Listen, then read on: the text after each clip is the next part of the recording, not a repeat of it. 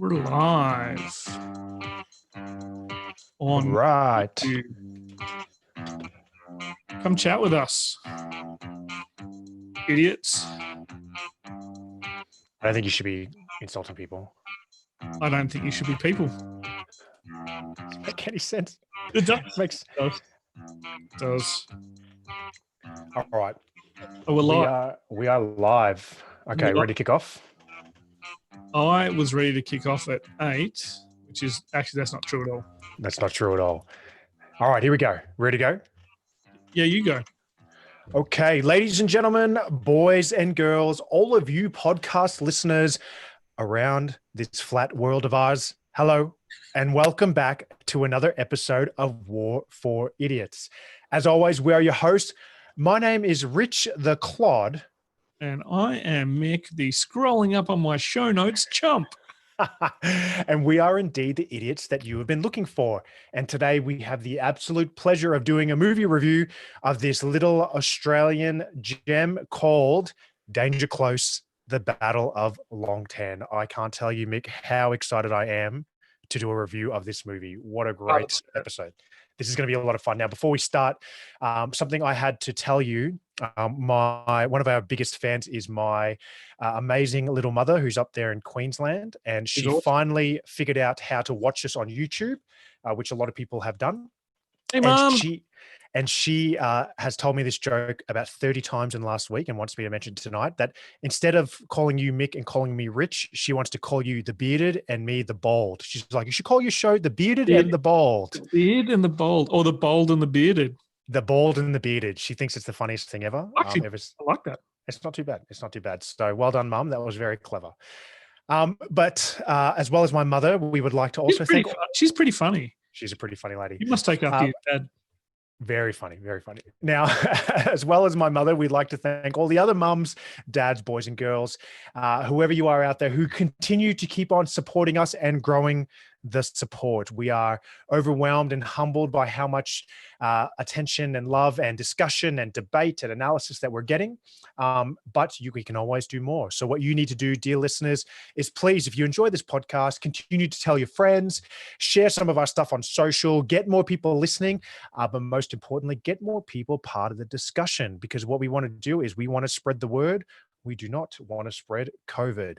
And speaking of COVID, Mick, I never get a good answer for you for this question, but how is your COVID going? Mate, I was sick today, so my COVID might actually be going. It's actually going really good. Man, I am good. But I was like, what am I going to say? Because I never say anything good during this COVID stuff. But I decided to take this time to just catch up on two things for our listeners out there. Okay.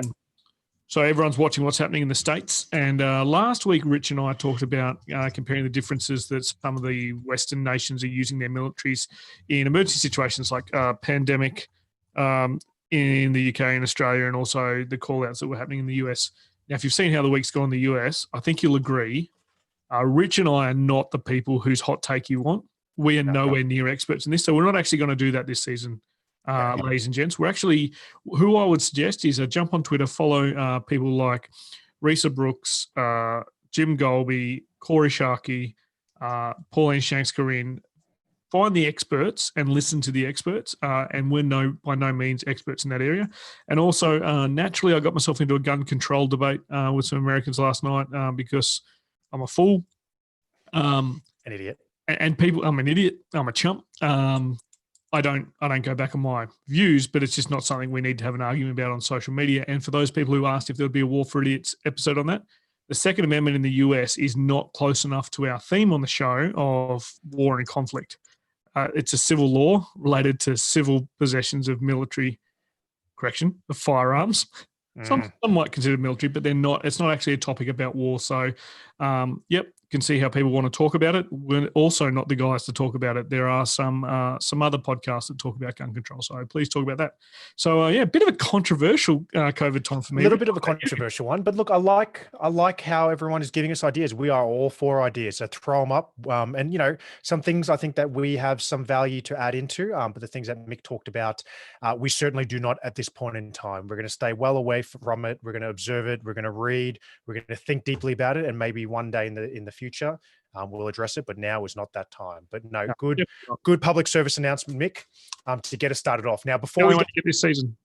before we get to talk about this movie, we just want to throw a bit of love to one of our sponsors, Good to Go Gear, G2G. Now, as I always say, Good to Go Gear is an Australian veteran-owned business that has been supporting customers for over a decade. Whether you are into military, camping, adventure, workwear, or first aid, they have got a wide range that is ready to be shipped directly to you. You should go to their catalog at www.goodtogogear.com.au and get the best gear that is G2G. G2G. Actually, see best- it popping up in the YouTube chat right now. I interrupted you, Rich, because I hadn't interrupted you so far in this ad. Yeah. No, right. You did wait at least 5 minutes, so that's good. So the best thing about them is they offer a 30-day, 100% satisfaction guarantee, and they ship both to Australia and the US of A. And they don't need to. They don't need to. There's no way you're going to return this stuff within 30 days. I'm still wearing their shirts that I bought 5 years ago. Yeah, literally for 5 years straight. It's disgusting. No, it's true. I take them off. I don't wash them. But...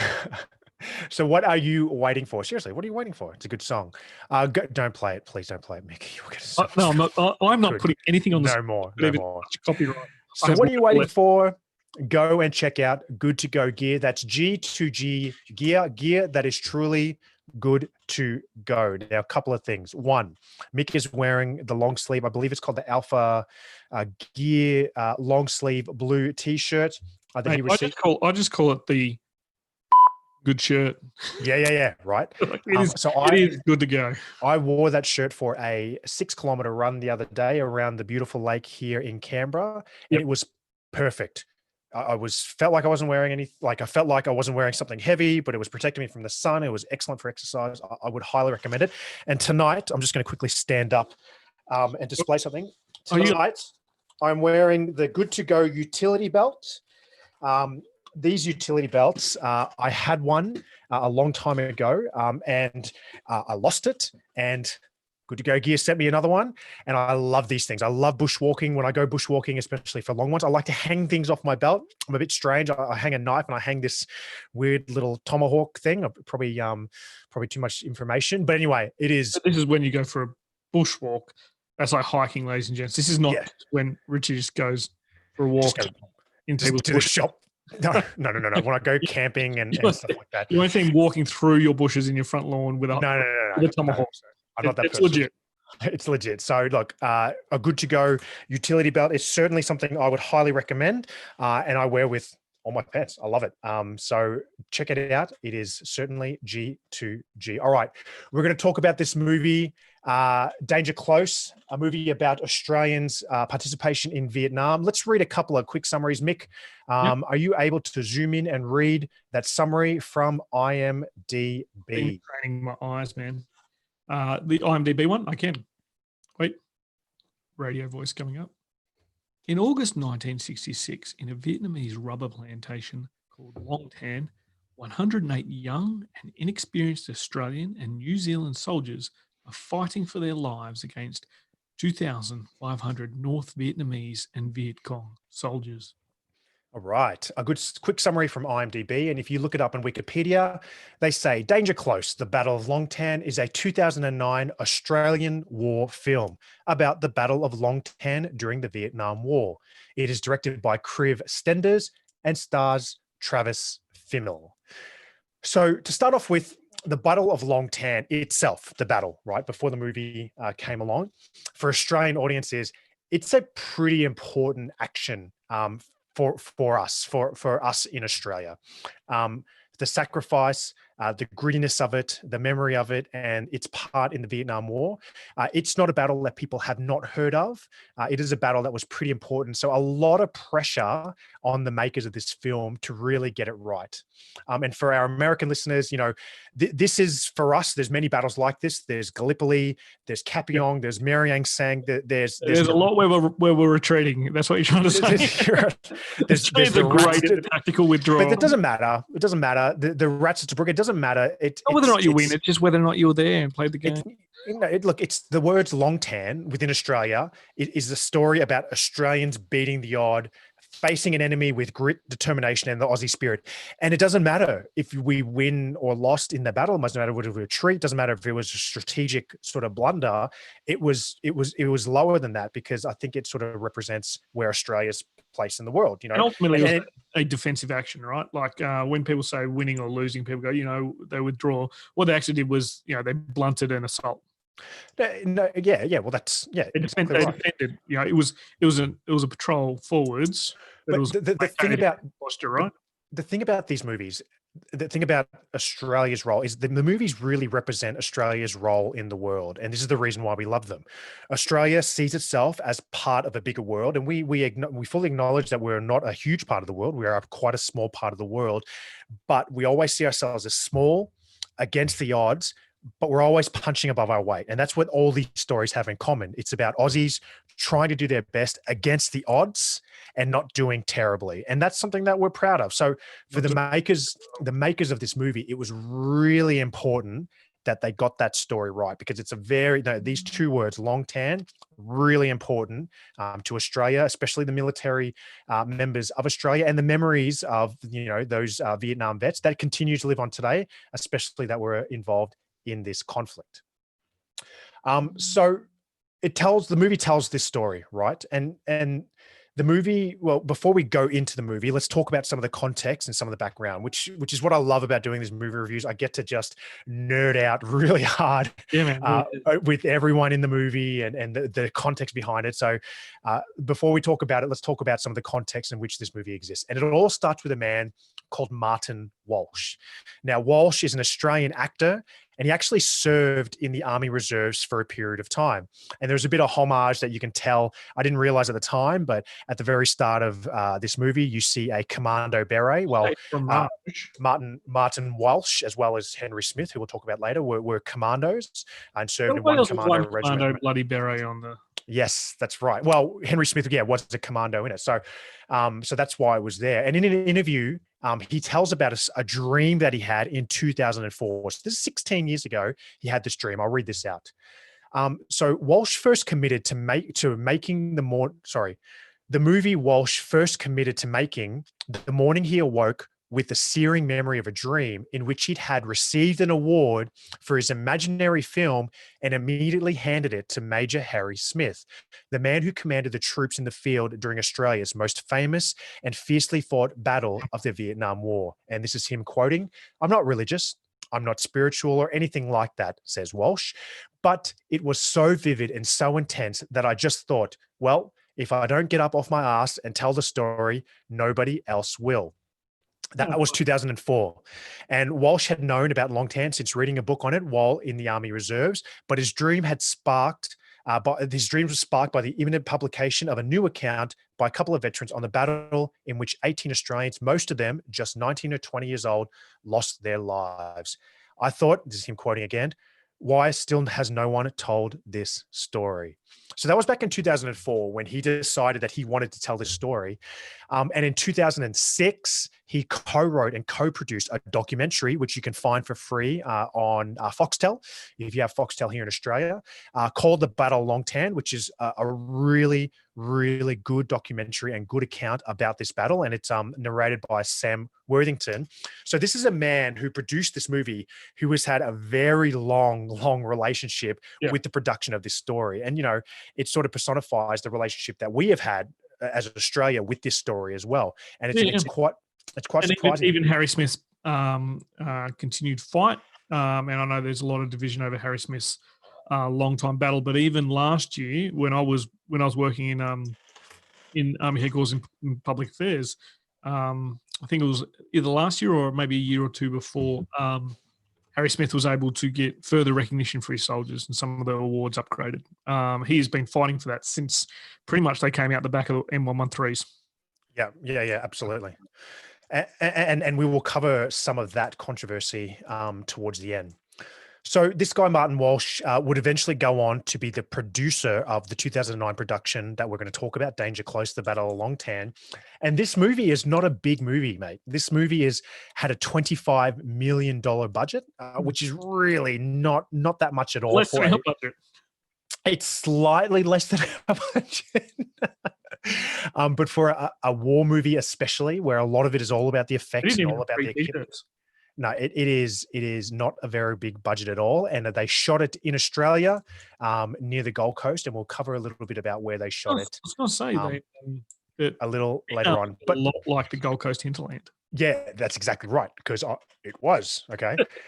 So look, we wanted to make a special note about the production of this movie because one of our sponsors that we'll go into detail a little bit later, Extra Specialist Group, they were the biggest supporter of this movie through the provision of reservists, through the provision of extras, and through the provision of advice for the military aspects of this movie. So Extra Specialist Group really had a lot to do with it, and in fact, in Southeast Queensland, the veteran community completely was so engaged in this movie, from acting in it, from being extras to the advice.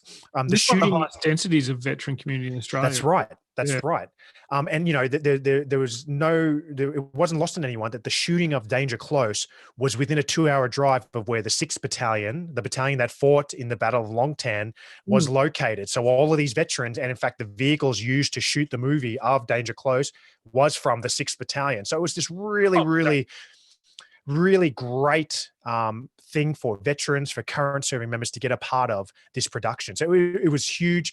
And in fact, for me, that was some of my favorite parts of the movie, was when I got to see people I knew in the movie, and I was screaming, I know that guy, and one of them got and one of them got a speaking role. I was so happy to see some of the veterans that I know, that served in the army being a part of this movie. It was really cool. Also be worth mentioning. I know for a fact, because I helped our team helped do the paperwork. 6th Battalion soldiers, and I'm pretty sure that's one of your old battalions, right? Yeah. Yes. I was an FO, not for Delta Company. I was an FO for Alpha Company. So a little bit. I spent a year working with 6th Battalion. Loved them. But some of the soldiers from the 6th Battalion, current soldiers, were given free tickets to the film. In fact, they came to the red carpet premiere. And not it wasn't, and I don't know who the CEO was at the time. Actually, I do know who the CEO was at the time. Good mate of ours, JB. But it wasn't, the CEO can come along. It was, give us some diggers. Yeah, absolutely. Great sort of sentiment, I thought. Young 19, 20-year-old soldiers, just like those who were portrayed in the war film. Yeah, it's such a part of the history of Australia, the Australian military. And look, I've had the pleasure of serving in 6RR in Delta Company, and I went overseas with it. And one of the highlights, absolute highlights, and I didn't want to talk about this, but you prompted it, and I think it's worthy. One of the highlights was when we came back from a war zone. The soldiers got their medals presented to them by veterans of Longtan. So here are Delta Company members from 1966 presenting you, young men, in 2006, your medals from service overseas. It was just something really, really cool about that. I'm jealous. But and I just wanted to highlight how important it is a part of our history. Now, the movie is directed by a gentleman called Kriv Stenders, who has a pretty cool name, Kriv. I don't know the background of that name, but I love it.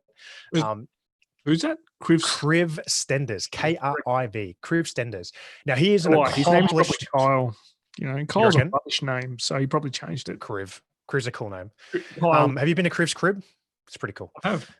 Now, he's an accomplished Australian director, screenwriter, and producer, and he's best known for his movie Red Dog, which came out in 2011, which I have not seen. You know what I haven't seen? Because I've seen Marley and Me.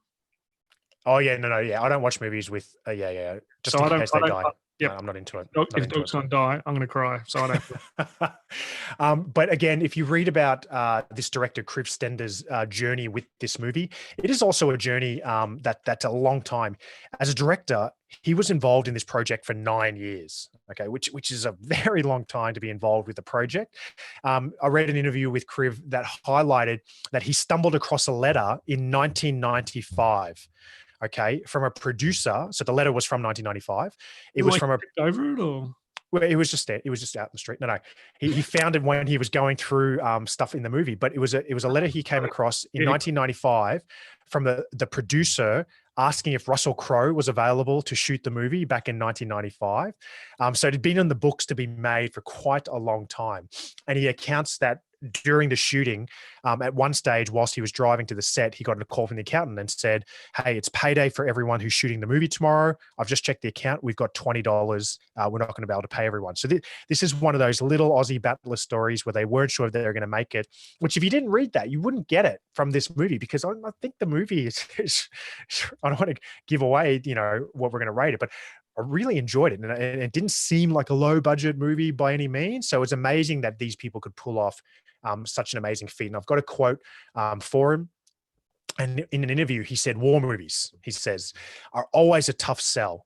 But an Australian war movie about the Vietnam War, the problems just get multiplied. Yeah, and to tell the story properly, it had to have all the bells and whistles. And that means money and the cast and a perfect storm of elements." So it was an amazing feat to put all this together by both producer and director. yeah, But of course, pretty well. for those people that know and have seen the movie, you would know, of course, from an acting perspective, the main draw card. Or modeling. He was a Calvin Klein model. Yes, the main draw card of the film is Travis Fimmel, who plays Major Harry Smith. Now that dude is dreamy, man. I'm just going to say it. He is a dreamy Good-looking young guy. fella, mate. I can't watch season 1 of Vikings because I get confused. yeah. And as Mick said, he is best known for the portrayal of Ragnar Lothbrok in the series Vikings. And if you read all the interviews about him, in fact, if you read all the interviews from him, from the producer, from the director, they all have a real common theme, which really surprised me. And I read a lot of interviews with all of them. The first theme is that they're very humbled by the production. They're out in the sticks. They're in Australia. Travis talks about how much he loves shooting in Australia, but he can't get work in Australia because he did World of Warcraft. He had to go into a different dimension to do that one. Yeah, I forgot about World of Warcraft. I haven't seen it. Look, it's really good. It's really good, right? It's really good, but it's really good. He's like a cleaned up Ragnar. Like he's just like a polite Ragnar. It's okay, but it's one of those movies where strength is CGI. Yeah, right. So I'm sure if you're a Warcraft fan, much like what we've found with this film, like you love it or you hate it. Yeah. Really hard to sit on the middle road. I was in the middle road, so I stopped watching it. Yeah. Fair enough. Well, look, I mean, it doesn't hurt him. He was a Calvin Klein model. But yeah, they all speak about how this is an incredibly humbling and humble production.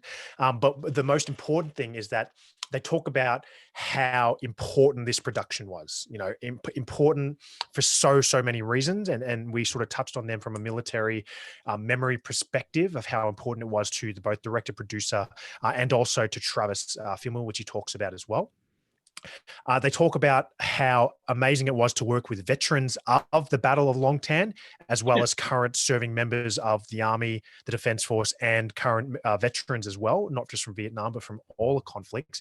And the thing I love about this movie, and the thing I love about reading interviews about these gentlemen, is there is a real respect. There's a real respect for the project. There's a real respect for the battle, and there's a real respect that they wanted to tell the story. And this was quite an important part for me. I mean, and I didn't read into the interviews or anything until after I watched the movie. I wanted to go in clean. They wanted to really show their respect to the story. They wanted to tell a story right. They wanted to tell it objectively, without bias, without glorification, without huge dramatization. They just wanted to get the story right. They wanted to get out there. And to be quite honest, I think they did it. And we'll talk about that a little bit more later. Now, Mick, to put you on the spot, and you may know this from a scientific perspective, can you throw your phone away? It's like talking with my wife. I'm promoting people. Just throw the phone away. I'm not talking to your wife. Throw the phone away. Mind you, you do need milk. Okay, I know milk. Okay, pop quiz. Yes. Season one. This is an actual question. Season one, out of all of our episodes in season one, which one was the most downloaded? Can you remember? Yes, just give me a chance to think about it. No, don't type anything in. Not allowed to type anything in. Was it the one about old matey the medic who saved a heap of people? No, it was not. I mean, it's kind of given away with what we're talking about today. Oh, is it? Okay, Yes. I'm just having a think about it. The idiots in the Vietnam War. That's exactly right. I didn't realize this until we Yeah, we got a we couple. covered the Vietnam War. Right. So we get a lot of updates from the people that put our podcast out there into the world wide We also web. get bills from them too. I'd like. And we got a lot of bills from them as well. So thank you to our sponsors for helping us with that. But our biggest download episode was that of the Vietnam War that we did in season 1. And this movie is obviously all about the Vietnam War. So it opens up with Vietnam 1966. And Vietnam in 1966, I think, is a really difficult place for a lot of people to contextualize because Vietnam was quite a long war, and Australia's role was quite complex and varying in that period of time. Because often the Vietnam War is only measured in the American participation of it, but I think it's worthwhile sort of looking at it beyond that because you start to find some interesting things. And when we talk about the context of Vietnam War, and especially the context of Vietnam 1966, what I want to do is rewind the clock to Vietnam 1946. The reason why I want to do this is because that was 20 years prior to this conflict. The reason why I do this is because one of the main draw cards, or one of the main totems that they kind of hold up in this movie, is that the average age of all the men in Delta Company 6R that fought in the Battle of Long Tan, the average age was 20. The majority of them were conscripts. So it's quite, I think it was quite telling when I did this contrast of how did the Vietnam War sort of form in the last 20 years when these men were just born, and as they were raised, et cetera, and then eventually went and fought there, all this had happened concurrently. And it's pretty interesting stuff.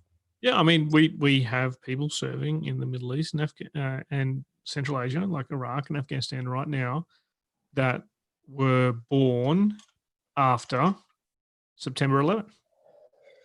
They've only known crazy, right? Like it's crazy, and it's the same for these kids, right? So they, the French fighting the Viet Cong or Viet Minh in what was Indochina or Vietnam in the the late 40s and the 50s.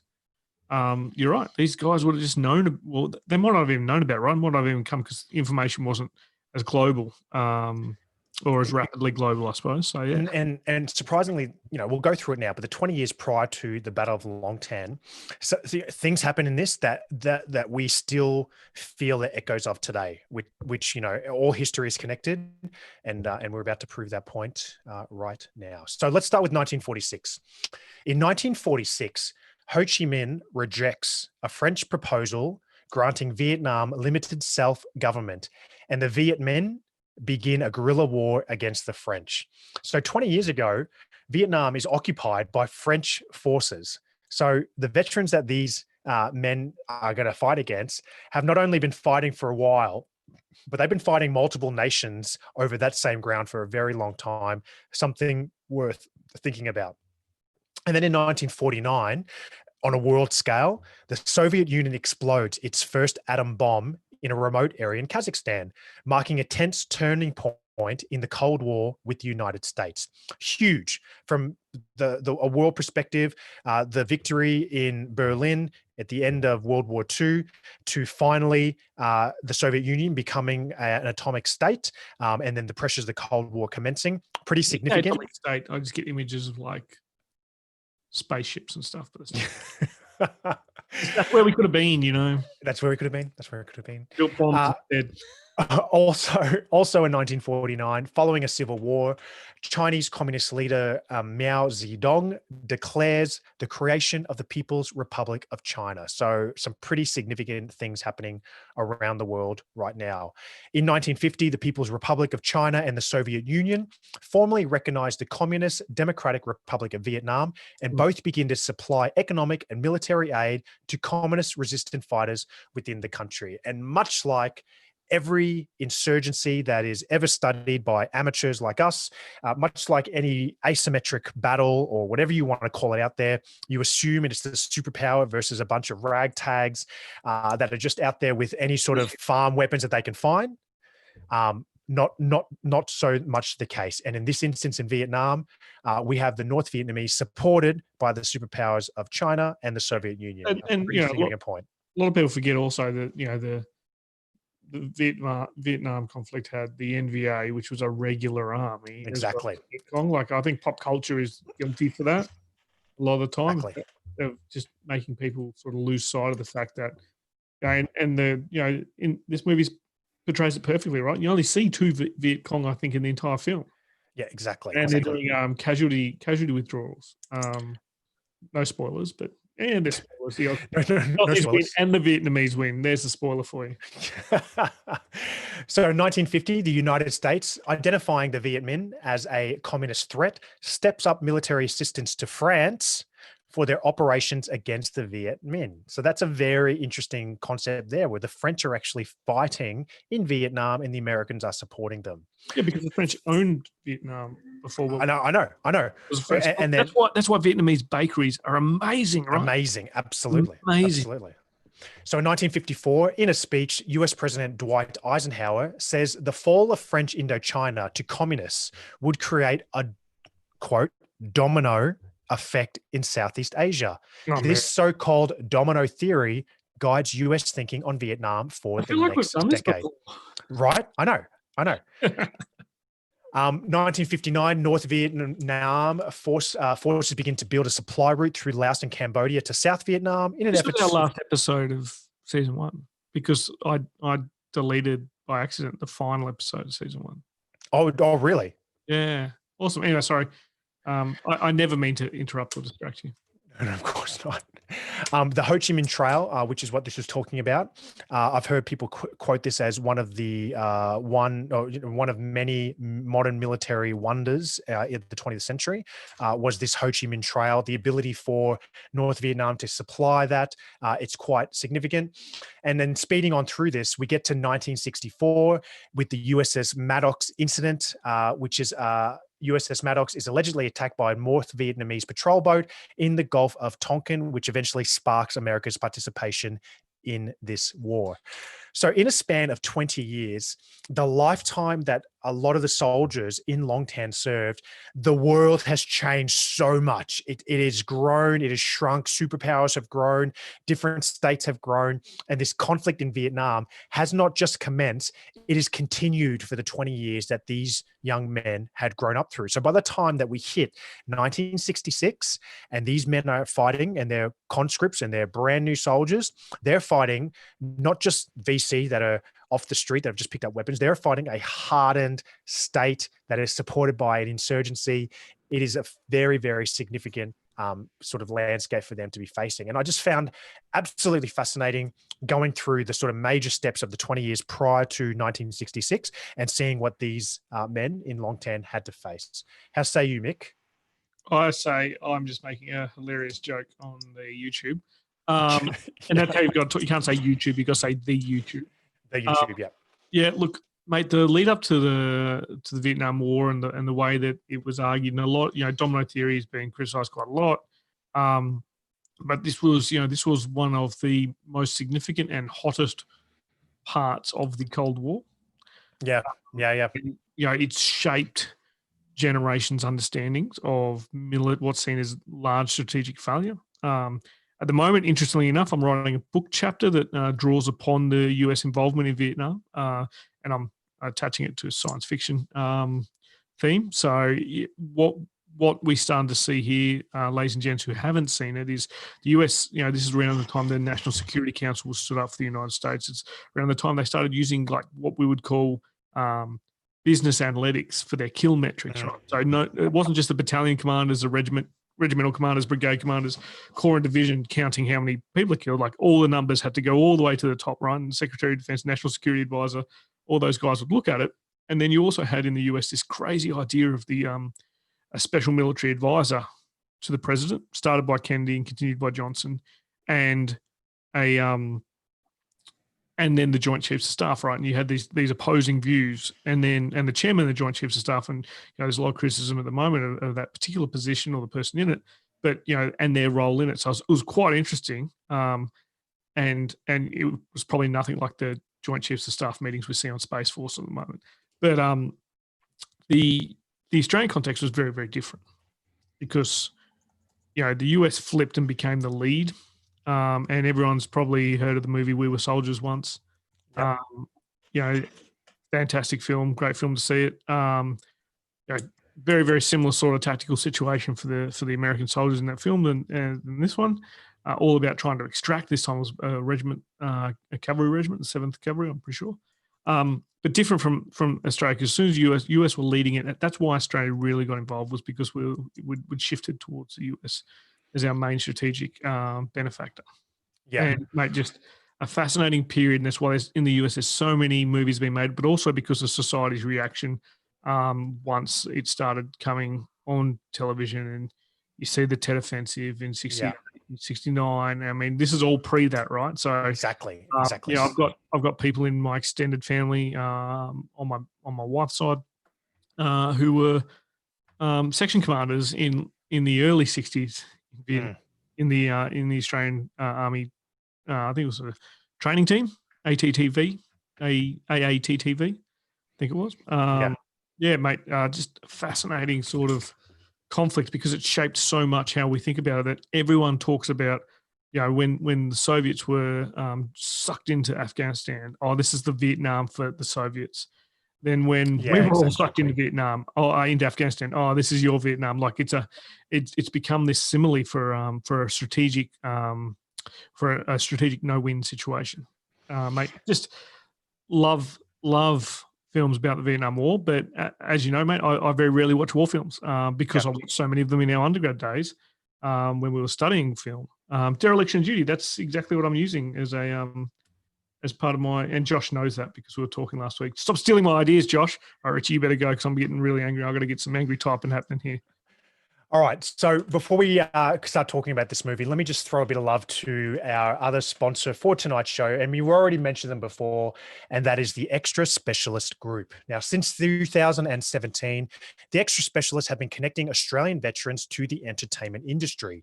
Through consultancy, agency, productions, and training, Extra Specialists have been changing the face of television and movies, putting those who have served onto the big screen and into your homes. And as we said, that is what they did for this movie. So they have done a really good job, and they continue to do a good job even today.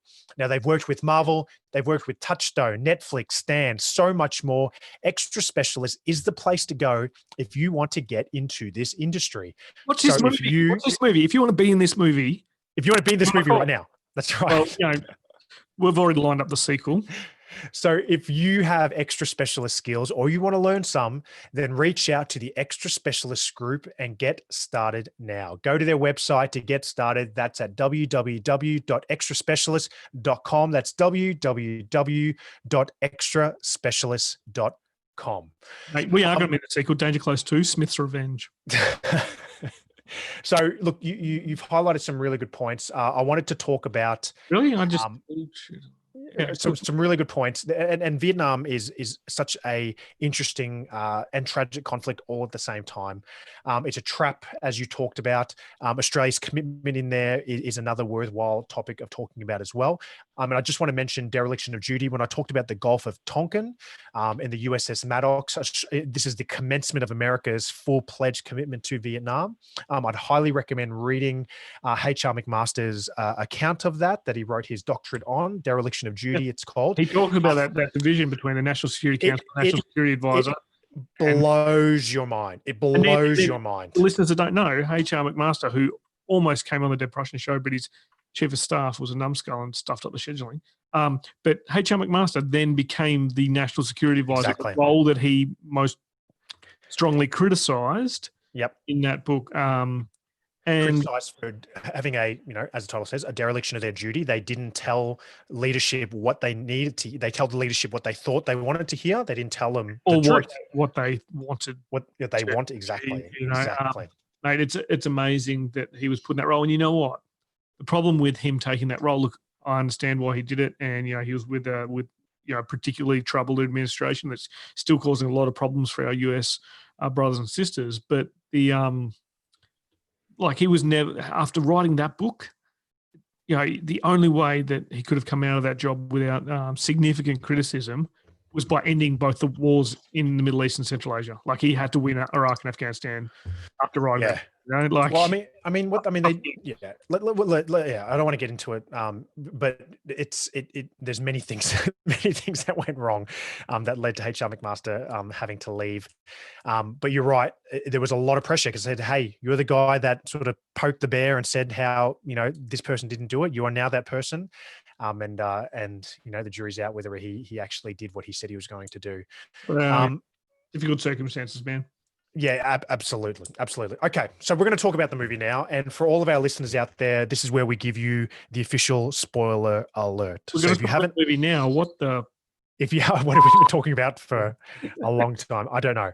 But it's way late. But that's good. If you haven't seen the movie, I just haven't done the soundboard in a while. I just have to. You're an idiot. Oh my God. Done. If you haven't seen it, then pause and then come back and listen, or just listen and enjoy what we have to say. But here we go. So the movie starts and you're quickly introduced to the context of this war. Very quickly, Vietnam, 1966, as we spoke about before. And you're introduced to the start of what some would say is the Long Tan conflict, not when the bullets start to fly out in the rubber plantation. We've got 15 minutes. But the other stuff that's happening, right? And you quickly meet the men of Delta Company, 6 area, as they're being mortared at night. And the characters are your normal wide cast in a war movie. You meet the hard-nosed commander, you meet the common conscript, you meet the lazy lieutenant, you meet the sort of diligent sergeant. And in my opinion, it's the typical Australian soldier, which is a strawberry blonde kid from the country. Yes. Quite lanky. It's all of it. And you're quickly... A little bit of a larrikin. Yeah, this guy, that guy. And you know what? It was a very, very classic introduction to who is going to be in a war movie, like any other war movie that you stumble across. And so for me, this was a real slow start to the movie. I was like, okay, I get it. We're meeting all the characters, right? It felt a bit like it's almost like the actors felt that way too. Yes. It took a bit to warm up. And we've run command posts, right? Like that shit starts happening. You sort of have specific goals, like the tea bit where he brings in the tea. So I always had this rule. I had this rule in Afghanistan. I had this rule in all my CPs: no drinks on the table, because the number of times someone puts down a cup of tea or a cup of coffee and then knock it over the top of the signaller's logbook or the map. No good. So when he put that tea on the table, I was just like, "Fuck's sake, Harry." Get it off it. But mate, it was like that. The warm up. You're like, oh man, I've seen this film. Exactly. So you get to meet Major Harry Smith. You get to learn about him, and it's a slow start to the concert that the men of Delta Company missed out on because they would eventually go out and patrol and then go out to get to the bottom of the Battle of Long Tan. And with the concert, you get some of that generic great music from the 60s and the 70s that every Vietnam movie has in it, right? But the thing I loved about this was it was like every single Vietnam movie I'd seen, but it was an Australian one, and it just felt good. That's my accent. That is the Australian accent in this iconic Vietnam scenery, which you don't get to see often. Why don't you get to see it often? Because there's only ever been one other Vietnam movie before this that's an Australian one, and that is, of course, the Australian 1979 The Odd Angry Shot, a classic. I was going to say that. I actually thought after watching this film, and I'm going to say my final thought now, and then I'll just leave. I thought that finally we kind of have a bit of a sequel to The Odd Angry Shot. Well, the thing is, it is a great movie, right? But there are many genres. Okay, sorry, Vietnam War. Vietnam War is a genre within a genre, right? There's war movies, and then there's Vietnam War movies. Platoon, Full Metal Jacket, Apocalypse Now, We Were Soldiers. They all have a rightful place. They all rate very highly. They're all excellent movies. But it was just so nice that this was that kind of Vietnam era movie, but it sounded Australian. You know what I mean? And I thoroughly enjoyed that. It was just nice to have that over it. Like, people don't know how much we miss that. But it was a slow start. It was a slow start to the movie, right? And as the mortaring happens, as the concert happens, as the patrol happens, they're piecing together where the movie's going, and that's the Battle of Long Tan. And it's a bit slow, it's chronological, but if you're like me and you're a bit of a nerd and you kind of know the chronology of what happens and the lead up to it, you're actually really happy. You're like, yes, that's the concert. Yes, that's Patsy. She was singing at the concert. Yes, the boys missed out on the concert. You know what I mean? It's little Patty. Oh, little Patty. Little Patty. And you're like, okay. You guys are telling the story in the right order. That's really important. But I have to say something which is going to be a bit controversial. That's Travis. Yep. Travis Fimmel. For me, he was a really hard pill to swallow. And the reason why he was so hard. That's why I thought he was perfect to Harry Smith. Really? Oh, my problem is I couldn't help but see him as Ragnar Lothbrok. I couldn't shake the image from my head. You know what I mean? It's so ingrained. Now, I'd love to hear someone's opinion who has never seen an episode of Vikings. I think it would be absolutely. I've seen an episode of Vikings. No, who hasn't seen an episode of Vikings? Oh, yeah. Right, actually, I heard some people who didn't like his acting who weren't fans of Vikings. Right, hadn't seen Vikings either. But to me, it's the same mannerisms. So when you see him as Ragnar Lothbrok, he speaks with weird tone. He speaks with weird diction. His voice goes up and down. And that's kind of cool because it's weird, it's mysterious and all that sort of stuff. And then he does the exact same mannerisms in this. It was just a bit confusing for me. He's a model turned actor. And you know what, ladies and gentlemen, I can also make my voice to widget. Mate, but also I think you know, if you think of old Ragnar and the episodes before it gets done by spoiler that, yep. In Northumbria, mate. Legend of Ragnar Lothbrok is over like 1,300 years old. Yeah. Not I can claim it's not a spoiler. He dies in he dies in all the legends, but he doesn't die. He dies in Vietnam. Yeah, go on. But he the older Ragnar is very Harry Smith. You're right. Like he didn't remind me of young Ragnar, but definitely reminded me a bit of old Ragnar. But also what I liked was I don't think I've ever met Harry Smith, but I've heard a lot about people's interactions with him. So I can't comment on what the bloke is like, but I can comment on what people have said the bloke is like. Yeah. And Femmel's portrayal sounded like what people had told me Smith was like. Yeah. Yeah. Okay. Well, there you go. So I was like, okay, so he is Ragnar, but he's not different from what I have been told. And some of my team interviewed Harry last year. And they came back and told me some very interesting stories. Okay.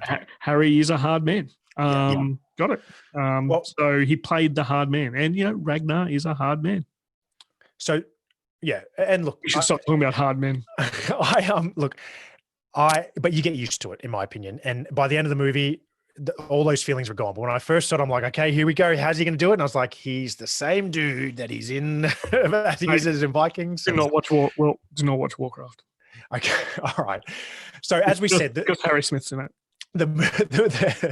He's played by Travis Fimmel.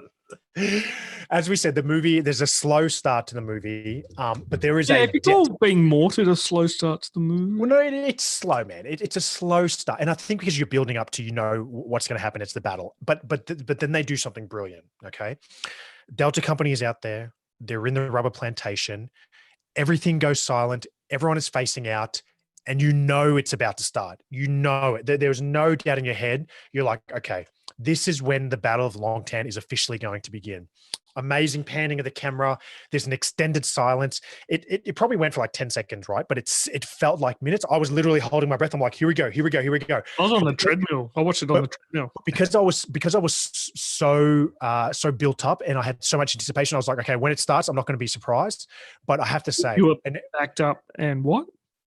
I can't remember what I said, but when the shooting starts, when the official battle starts, I have to say it was overwhelming. It was so impactful. It was so well done. It reminded me of Saving Private Ryan when the ramps first drop on Omaha Beach and everything just starts happening. It just blew me away. I felt shocked when that was happening. That's for my swear back before. Mate, you're right. And things like, so for listeners that haven't seen it, like what you don't see in a lot of movies is how machine gun fire works and where it sort of sits in, I suppose, the vertical plane, which is pretty much from about, torso down. But you've got this pocket of space between the ground and the top of the rounds, right? They show that perfectly in the film. Yeah. And that's why people don't often understand why soldiers get on their guts and stay as low as possible. Yeah. And mate, and then people pop their heads up. Thanks, Sharp. Thanks, Sharpie. They did so good for such a humble production, for such a low budget. Now, to put it in context, the Saving Private Ryan budget in 1998 was $70 million, right? So in 2019, this movie that was from that $25 million, right? So it is different ballpark. So I thought they just did such an amazing job when the battle starts to make you feel like this is what fighting in a Vietnam rubber plantation was like. It was dirty, it's gritty, and it was tough. And the artillery. Right. So the artillery was 5 really good. 105. Like really good.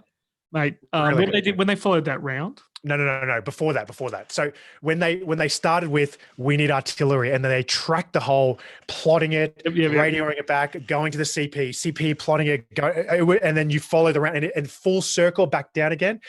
I don't like artillery. I don't like artillery men, especially, but that was a beautiful piece of cinema, and it was just great. It was really fun to see. Talking about hard men before.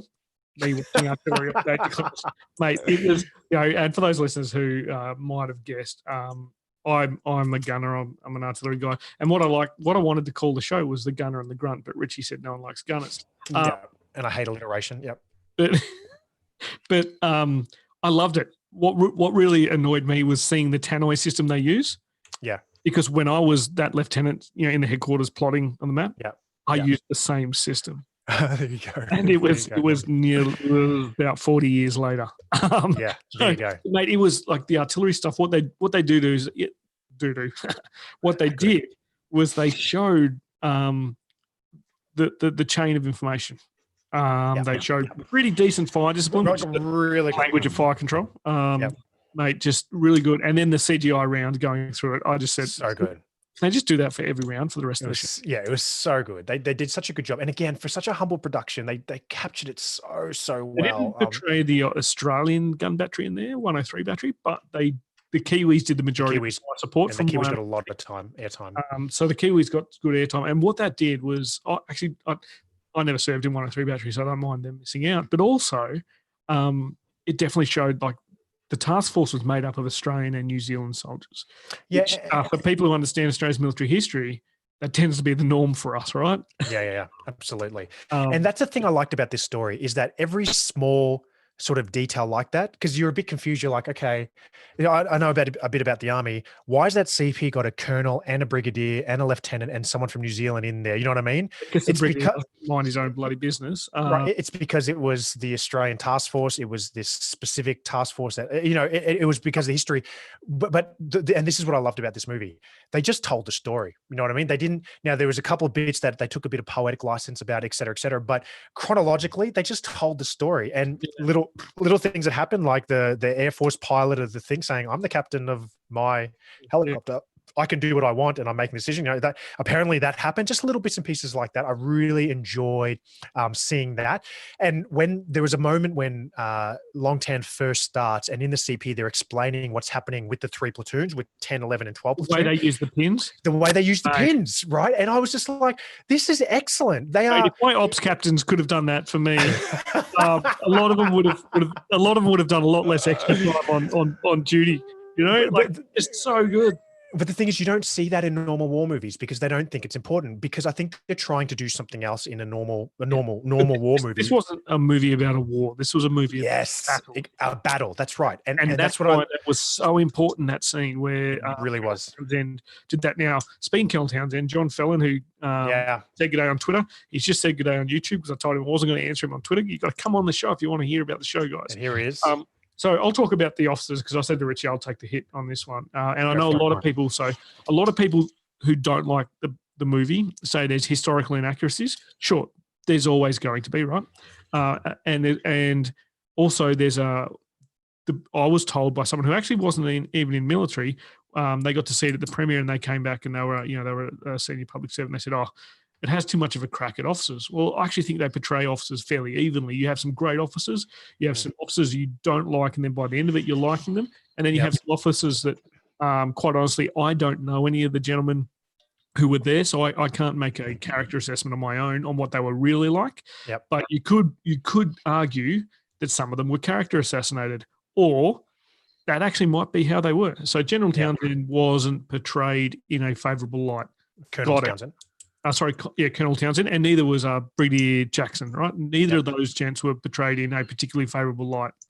But whether or not that's exactly accurate to the battle isn't that important, because, to be honest, a lot of the decisions that were made were delayed. So, and that they needed to provide context for the delay in the decisions to support, the withdrawal via the armored personnel characters. I was going to say M113s, but not everyone knows what they are. So the withdrawal through the armored vehicles, all that sort of stuff, those decisions were delayed, and they needed to provide context. They had information from how the relationships were. We know the relationships between Smith and his commanders were tense.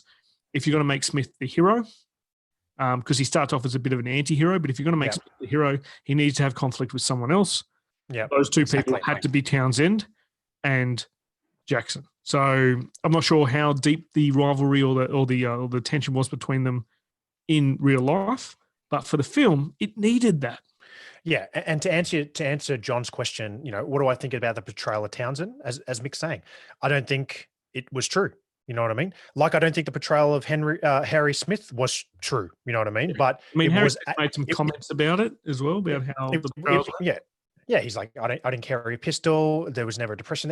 These things aren't true. But as Mick said, they were important for the movie. And I, based off your question, John, I did a lot of reading about Colonel Townsend. He ended up settling down up in Gympie, near where I sort of grew up, and all the great stuff that he went on to do with the rest of his life. Great Australian town name, though, right? Gympie. Yeah. But I don't think it was a very fair portrayal. Especially would believe if you were his family, you wouldn't think that. If you were his family, you'd be thinking it was a character assassination. Yeah, absolutely. So that's what we think about it. So we'll move on from there. But it may or may not be accurate. It wasn't favorable, but did the movie need it to drive it? Because all narratives need conflict to maintain and drive the narrative. That was where the conflict was. Exactly. In a lot of Vietnam movies, what you normally see is the perspective of the enemy commander. We didn't see that, and I actually loved that they did that. And so here, we had to set up the anti-hero. So the anti-hero had to be Townsend and Jackson. We are running out of time. I've probably got another 40 minutes of stuff I wanted to talk about, because I love talking about this stuff. But I was going to talk about Australia's commitment to this. I was going to talk about the ANZUS Treaty. I was going to talk about East Timor, how it ties into it. And we'll get into that. Mick and I have got some dialogues planned that we want to have with our listeners. But the thing I love most about this movie is all that's not important. You know what I mean? Because it's not about it was about the battle, and it was about telling the story, the battle. And it was really literally about the artillery. And yes. And I read one of the professional reviews, and people were like, oh, well, what about the story from the North Vietnamese, the VC's perspective? I was like, hey, it's not about them. This is about this. And I love battle. It was really good. So the final thing on the production before we talk about what we thought about the movie was the scenery. The use of a rubber plantation. It wasn't a real rubber one, obviously. There was not one in Australia, but they just found a forest and made it look like one. Now, I've been to a rubber plantation in Vietnam. Looks exactly like it.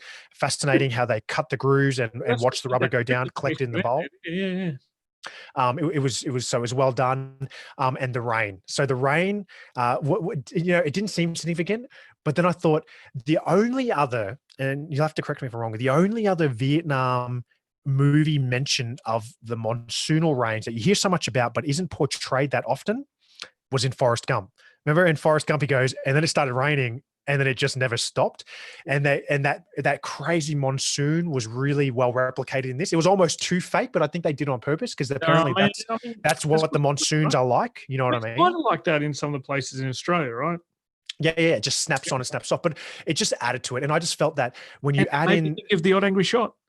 Rain, that you bloody watch by this rain. Yeah, exactly. But so I think when you add up the way that they captured the conflict in the rubber plantation, the way they captured the rain, the way they captured the scenery of the rubber plantation, some people were like, "Oh, that's bloody buffalo grass. That's clearly in Queensland." Who cares? Unless you're a grass expert, whatever. I think when you add it all together for such a humble production. They did such an amazing visual job that built suspense and so added to the film. So I thought that was. That's why you're just talking about Rain now, man. Let's talk about the film. I'm sorry. Okay. All right. So how did the movie go? All right. If you look it up on Rotten Tomatoes, Dangr Close is currently at 71%. It's pretty good. Which is pretty good, and 70% with the audience. And it's quite good. Normally when you get the reviews and the audience together, you normally have a pretty good movie that everyone is enjoying. 6.9 on IMDb. That's good.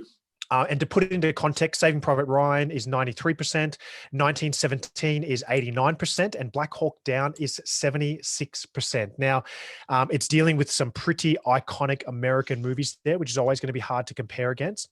So 71 is it's a pretty bloody good score. And as you said, IMDb 6.9 out of 10. Has it made much money? Well, according to my research, it has not made that much money. Thus far, it has made just over $2 million worldwide, but that must be taken into the context of COVID and the fact that no one is allowed to go and watch movies. So, of course, they're not going to make much money from this. Most of their money is most likely going to come from the DVD sales and then the sales of other publications of this movie. So I'm going to talk about what I thought of the movie and what I rated it, Mick, and then I'm going to ask you so you can get yourself ready and not read my notes. But I probably spent the last few days reading about 50 or 60 different reviews for this movie, professional reviews, amateur reviews, and the vast majority of people, overwhelming amount of people thoroughly love this movie. They really 4 out of 5, 3 out of 5, 3.8 out of 5. They're all wrong. I'll tell you what the real score is. But right. But they really enjoyed the movie. And you had your odd person, as I said, that sort of complained about this, complained about that. But no, look, thoroughly enjoyed the movie. So what do I think? I really, really enjoyed this movie. I think I've made that point quite clear. It was a great telling of a famous story that's near and dear to our hearts within Australia and especially mine with this whole story. Now, it had its faults. Okay. And there's no doubt about that whatsoever. It certainly had its fault, but I don't think the fault detracted from the movie. I just like, okay, well, that wasn't that enjoyable. Yes, in many ways. It was well shot. The fighting was exhilarating and quite literally my breath was taken away whilst I was watching it. Now, to be fair, the characters I don't think were well developed. I think there was some cheap attempts at developing some sort of storyline, but it wasn't a story about the individuals. It was a story about the battle and the collective people in the battle. And if you listen to our review of 1917, there's 4 things I want from a war movie. I want a good story. I want to feel part of the story. I want it to be historically accurate and I want to remember it. And for me, Dangr Close, the Battle of Long Tan did all of this. It told the story. It didn't tell a story. It told the story of the Battle of Long Tan chronologically. Exactly what they said they were going to do. Exactly what they said they were going to do. Don't always get done a film. They made me feel a part of it. I literally felt a part. I felt like I was watching this thing and I was a part of it. A literally, the literally, B literally, all of the literallys. I felt like I was a part of it. Right. It was accurate enough for me. Look, chronologically, this happened. There might have been a couple of percentages here or there that didn't happen that way, but I know more about the Battle of Long Tan after having seen the movie than I did before, which is historically accurate enough for a Hollywood movie. And finally, it's a battle I know more about because I watched it, you know what I mean? And I remembered it and I keep thinking about it and I won't forget what I saw. So when you add all this together, we've done a few movie reviews now. I've never done this before. I'm giving it 5 out of 5 stars. Very rare, guys. You got to remember, he also studied film at uni. So it's very rare to do that. I really think it's great. And I think that every single military institute out there, when you're teaching small group and basic tactics, you need to use this movie. You need to use this movie as your arousal, explaining platoon tactics, explaining the use of artillery, all that sort of stuff. I loved it. 5 out of 5. Mick, how say you? I think, your score was wrong, but I'll get to that. But it's good to see you be up there, right? It's good to see you be up there on the levels. So I talked about Richie. We studied film in our undergrad days. My particular focus on film was war films and how leadership's portrayed in films. So so these days I don't watch war films because I got sick of it. Right. Watching this, I loved how they focused on a battle and they were still able to bring out a little bit of the evolution in the leader. Now I don't think that Harry Smith particularly changed his leadership style or anything throughout the battle, but what happened was his men and the audience actually got to see who he was. Now, whether or not it's accurate, I actually don't care. I don't care. If I want to know the exact official history of the Battle of Long Tan, I will read the Australian official history of Vietnam. Exactly. I'll read more books on Long Tan. I've done that before as well. I have read up on Long Tan. I knew the history. Some of the bits that I knew to be accurate, I was like, oh, cool, they got that in there. That's awesome. The building up the characters, they didn't build up the character of, they didn't mention, I don't think, that Kirby, the Sergeant Major, he didn't live past his tour. He died in Vietnam. I think it was 6 months to a year later. I think he blew up that weird machine gun you trail on it. That was a really nice historical detail. He got a gallantry award for that, I think. But there's one moment in the film where the fire discipline, in the language of fire control, there's a mistake, and also the FO tripping over while he's calling in fire line, like Maury Stanley, amazing dude. This actor, everyone knows, forward observers are bulletproof, trip proof, and never trip over in the scrub. So for me, it's only a 4.5 because of Ridiculous. those two things. One, ridiculous portrayal of, like, Maury Stanley. Trees would move out of the way for someone like Maury. Ridiculous. And the fire discipline, you never get that shit wrong. If it's in a film or if it's in the field, you get that wrong, people die. But apart from that, 4.5. Great film. Very great film. All right. So summing up, go out and watch this movie. Okay. Go out. Learn more about. I already have. Learn more about the Battle of Long Tan and the veterans that fought there. And we didn't even talk about the controversy of the awards taking so long. We will talk about that at another time. A bit of a teaser for something that we have in the pipeline. So that conversation is to be continued. So there you have it. That is our take on this little Aussie gem of a movie called Dangr Close, the Battle of Long Tan. Now, Mick, before we wrap up, have you got any final words, my friend? Yellow. That's one word. Yep. Orange. And I don't mean the color. Hey, mate, final words. Just go out and see this film. It's just a bloody ripper of a film. It is. It makes you proud to be Australian. I love it. I probably should do some work here. Do you want me to talk about our socials? Talk about our socials. All right. Talk about socials. Okay, so we are on Facebook. So follow us on Facebook. Just search for War for Idiots. You can like our page. You can chat with us on there. You can harass us. If anyone harasses you back, that's Richie using the official account. Now, you can find us on 3 different Twitter pages. You can find me on 12, but you only need 3 for this show. You can find Richie at Richie_T.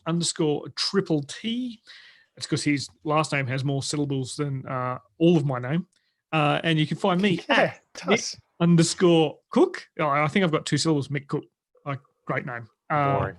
Easy, mate. And for someone from Tasmania, really easy to say and really easy to learn. So it's pretty good. So I'm at Mick_Cook. And we are, of course, on the War for Idiots, which is where you will find us posting links to our fantastic sponsors, some of whom were in the film. So that's right. War numeral for Idiots. Find us on there. We're also on the YouTube. Go to YouTube, type in War for Idiots. You will find us. Come hang out with us on Friday nights. If you are an audio listener, it's great that you're downloading the podcast. Don't ever stop. But if you are bored and you're in Australia, Friday nights. If you're in the US and the UK, Friday morning or Thursday evening, very late Thursday evening. If you're in Kazakhstan, I'm not sure. But we still want you to watch. Come chat with us. It's been fantastic. I just want to talk to some of the people who have followed us tonight. We've had, we'll go all the way up. We've had Josh and Phil, as always. Phil's got an essay due. Good luck. We've got Luke from Lens of History. We've got Sabre Wolf. John, good mate, jumped on Twitter and said to us, let's chat about this. And then he jumped on YouTube to chat to us. That's what we like. If you've got questions for us, jump and ask us during the show because we can't hide from your questions. On Twitter, we probably can. So that's our socials. Love to see you coming to us. Also, check out our merchandise. You can get to the store via thedeadprussian.com. That's it, ladies and gents. Hop on, leave a review, share this episode, keep the support coming. to be quite honest, you people are the reason why we do this. Quite obviously, I don't like to talk to Mick, but I do it because of you. Definitely not the reason we do this. I'm a hero. Because I like my voice. I'm a hero. Rich does this because he thinks he's a hero for having to interact with me. But it's not that painful. We do it from about 100 kilometers away from each other. Until next time, this is Rich. And this is Mick. And remember that we may be idiots, but so are you. War for Idiots